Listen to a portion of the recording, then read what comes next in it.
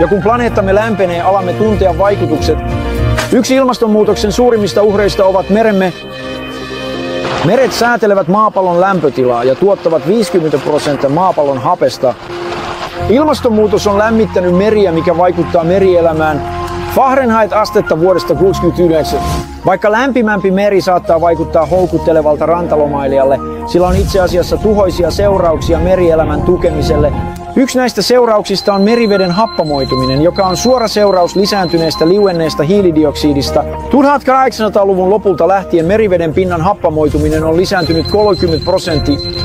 Korkeampi happamuus tarkoittaa, että kalkkeutuvat lajit, kuten ostrit ja simpukat, sekä matalan veden korallit ovat vaarassa, mikä uhkaa koko meren ravintoverkkoa. Tämä on huono uutinen niille. Miljardi ihmistä luottaa mereen ensisijaisena proteiinin lähteenään. Ilmastonmuutos on myös aiheuttanut merenpinnan nousun. Vain viime vuosisadalla merenpinta on noussut 6,7 tuumaa, mutta viimeisen vuosikymmenen aikana nopeus on lähes kaksinkertaistunut.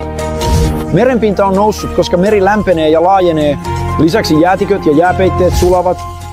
Yksi jäätikkö menetti 36 kuutiomailia jäätä vuosien 2002 ja 2005 välillä. Ja vuodesta 1994 lähtien maapallo on keskimäärin menettänyt 400 miljardia tonnia jäätä jäätiköistään joka vuosi.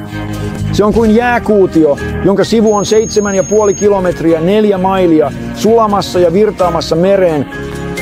Kun kaikki tuo jää sulaa, se täyttää valtameret, ja aivan kuten kylpyammeen täyttäminen, rannat eivät pysty pitämään kaikkea sitä vettä, ja rannikkoseudut tulvivat.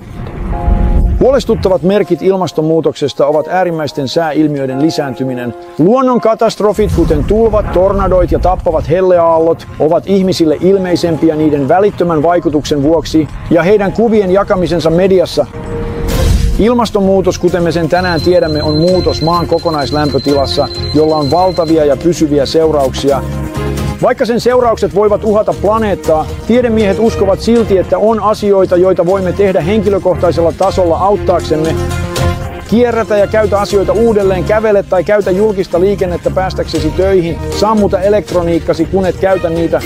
Syö vähemmän lihaa samalla, kun teet niin, syö enemmän paikallisesti kasvatettuja vihanneksia ja ruokia. Ja viimeisenä, mutta ei vähäisimpänä, levitä tietämystäsi ja huoliasi ilmastonmuutoksesta muille. Ja kun puhutaan ilmastonmuutoksesta, pääviesti on, että se on todellinen.